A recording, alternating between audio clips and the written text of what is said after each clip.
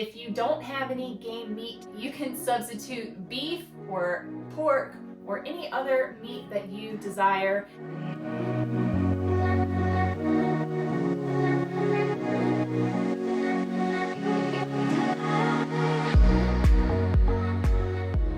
Hello friends, welcome to my channel. My name is Katie and this is Rouse Rising. Today I am sharing with you a recipe that is a part of a collaboration called Wild Game November. I want to thank Christine from Gilliam Farms who pulled together a whole bunch of YouTube channels into this collaboration so that we could all share with you a little bit of delight from all of our kitchens to yours. In these videos, folks are using game meat, but don't fret, you can substitute with whatever meat that you have available to you. So for instance, if we're using venison, you can substitute beef. If we're using wild turkey, you of course can substitute turkey from the store, ground turkey or ground chicken, whatever you have available to you. These recipes are delicious and would work with any farmed animal that you have access to. Check out all the recipes linked down below in this video's description. I have a list of every channel that's involved in this collaboration, as well as the Wild Game November playlist. I also want to thank Casey from Boots and Bounty Homestead. She thought to include me in this collaboration, and she's a dear friend of mine. I love these collaborations because I always meet the coolest people through them. It would bless them so much if you subscribe to their channel and you gave their videos a like. Go ahead and leave a comment that's encouraging. It would mean the world to me, and I know it would mean the world to them. Today, I'm going to be making my family's favorite recipe. We love sausage balls over the holidays. I cannot eat the traditional sausage ball recipe. It requires Bisquick and cheddar cheese and those things that I have eliminated from my diet. So today we're making a gluten-free, dairy-free sausage ball, but don't fret, it is just as delicious as your traditional sausage ball. It might even taste better. If you are going to a holiday party or a family gathering over the next couple of months, you might consider this gluten-free dairy recipe to take to the event just so that everybody has something to eat. It's always a blessing to me when I show up to a social gathering and there's a special treat or a savory dish that is catered to my dietary specifications. It just means so much to me to be included. I am new to gluten-free baking. I've just started dabbling in it in the past year when I had to eliminate gluten from my diet, and I am adapting all of my family's favorite recipes to gluten-free and dairy-free. And if that's a journey that you are on, I would love it if you subscribe to my channel and learned how to make gluten-free food with me, especially baked goods.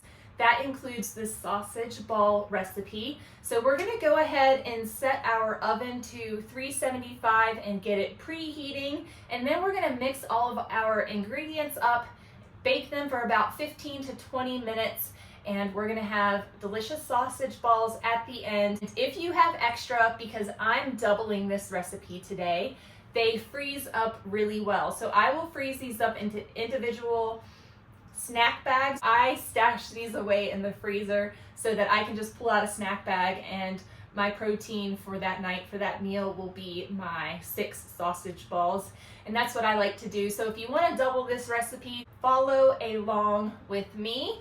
Let's make these sausage balls.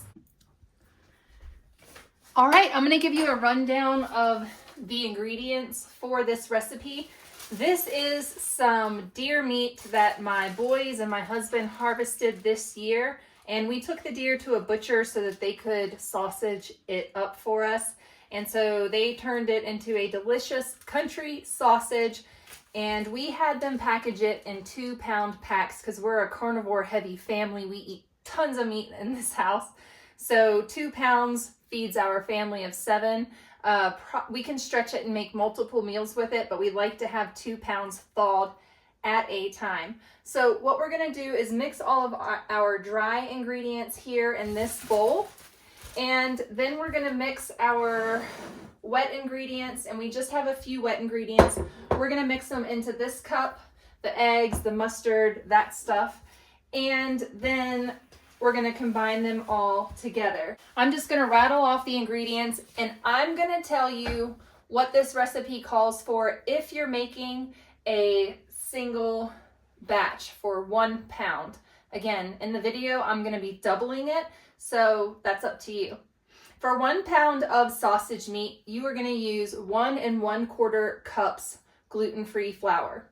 I'm gonna be using a mixture. It's like 3/4 gluten-free flour and 1/4 mixture of the almond flour. I like the way that the almond flour tastes in this recipe. I like the flavor that it adds, the nuttiness that it adds. So that's what we're doing there. You can do a 1/2 teaspoon of cayenne pepper, but that's super spicy. So I'm gonna do a mixture of 1/4 teaspoon cayenne, 1/4 teaspoon paprika, and 1/4 teaspoon of smoked paprika. So use your discretion there. You can do whatever you like. We need 2 teaspoons baking powder, 1/2 teaspoon baking soda, 2 tablespoons nutritional yeast, 1 1/2 teaspoons salt, 1 teaspoon thyme, 4 tablespoons some kind of fat. You can use lard, ghee, butter. I'm using coconut oil. Use whatever you have, some kind of fat. It can be, you know, a vegan variety or whatever, but it does need to be softened, not melted, but softened. 1 large egg whisked, 1/2 cup dairy-free creamer or whole milk, making this dairy-free, so I'm using coconut milk. And then 1 teaspoon of Dijon mustard. I'm gonna call out the doubled recipe if you want that. We're just gonna go ahead and give you the doubled recipe. And we have 1 1/2 cups all-purpose flour here, and then 1 cup of our almond flour. We've got 4 teaspoons of baking powder, 1 teaspoon of baking soda, 3 teaspoons of salt, and I'm going to do a little less because they do add salt to my sausage. 2 teaspoons of thyme. We're going to do our 1/4 teaspoon of cayenne. Give it a little kick. 1/4 teaspoon of paprika and 1/4 teaspoon smoked paprika. You don't have to do those. Totally optional. All right, we're gonna give this a good mix.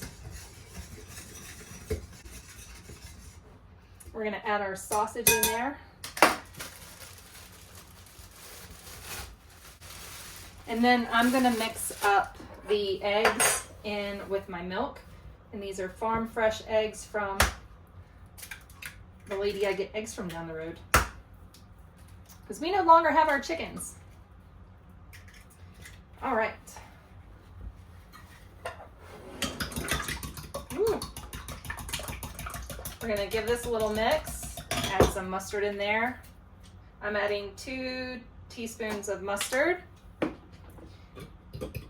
In this cup, I have the 2 eggs, the 1 cup of coconut milk, like full fat coconut milk if you can find it, because it just makes it richer, makes it a richer recipe. And we're just gonna add all this in there. And then we're gonna get messy with our hands. Just get into it, you guys. Mix it up.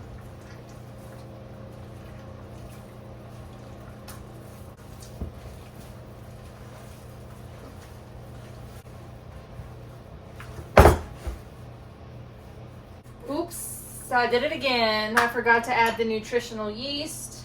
I always forget something. If you guys have been around here, then you know I always forget something. So I was wondering why my mixture was really, really moist. And that's why. I forgot to add the nutritional yeast. So we're going to get that mixed in really good. And this spatula works really good at this point after I've washed my hands to get it all mixed in there. I had a great idea. I am going to boil some eggs. I'm going to get 1 batch of these in the oven. I'm going to boil some eggs, and I'm going to make some Scottish eggs, or a Scotch egg. And what that is you create a mixture of sausage and some other binders, and you form it on the outside of a boiled egg, and then you pop it into the oven and you have a sausage covered egg, and it is really, really, really, they are tasty, and we haven't had anything like that since we lived in the UK. My husband, he's retiring on Monday, or is it Monday or Tuesday? November 13th. He is going to be retired from the U.S. Armed Forces. Today is Veterans Day, so thank a veteran for their service, for their sacrifice, for their dedication to this country. Thank a veteran for Veterans Day. Thank a veteran anytime you see him. But yes, Aaron will be officially retired on Monday of this week, of this coming week.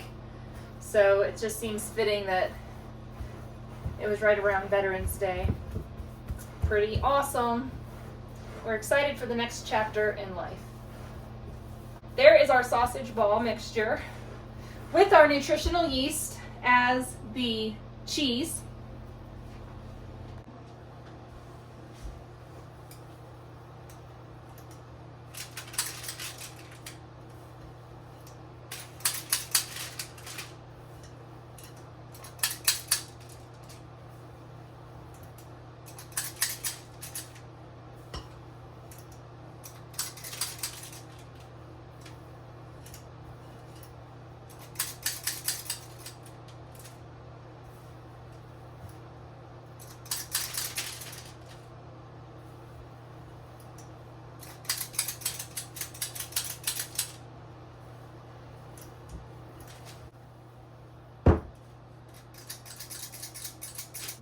I'm using a 1 tablespoon cookie scoop to scoop out the sausage balls onto my parchment paper lined cookie sheet, and then I am rolling them with my hands to make the nice even balls. Now these only take about 15 to 18 minutes to cook. Definitely keep your eye on them. If you cook at 400, it's probably going to be 15 minutes. Okay, so for this Scotch egg, I am just crumbing up some pork rinds because this is going to be like a paleo / carnivore version of it. So we're just crushing up our pork rinds for the outer coating. Normally you would use breadcrumbs, but we're going to use pork rinds. And pork rinds are a great alternative to breading for fried chicken and all that kind of stuff. There we go. So breading for our Scotch eggs.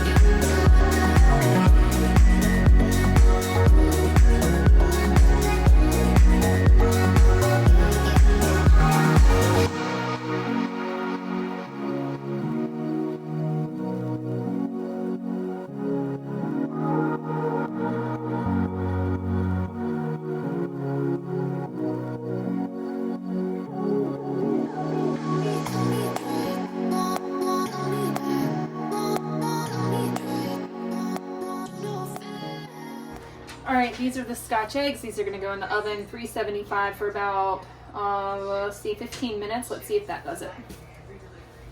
Woo! Woo! Look at that. These are so amazing. They smell amazing. These only took 15 minutes at 375 for me. Definitely watch them. After about 14 minutes, I opened one up and checked it, and we tasted it. It was delicious.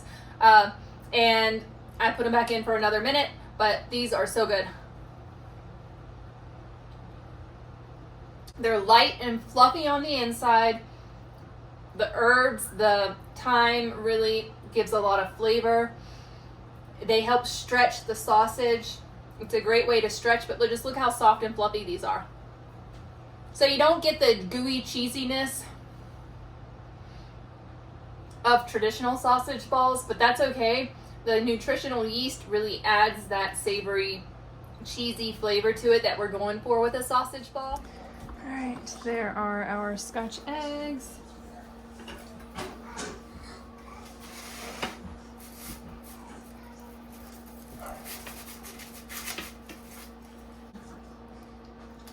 There you go. Oh yeah, dude, shoot this. Thank you so much for joining me today. I hope you enjoyed this recipe, and don't forget to check out everybody that collaborated in the Wild Game November collaboration. Check out their videos, give their channels a subscribe, and I want to thank all of you for hanging out with me today. I hope you enjoyed this recipe. Give it a try and let me know down in the comments what you think of it. Don't forget to check out all the participating channels in the Wild Game November collaboration. And again, I want to say thank you to Christine at Gilliam Farms for putting this collaboration together. Thank you so much for joining me today. I will see you in the next video.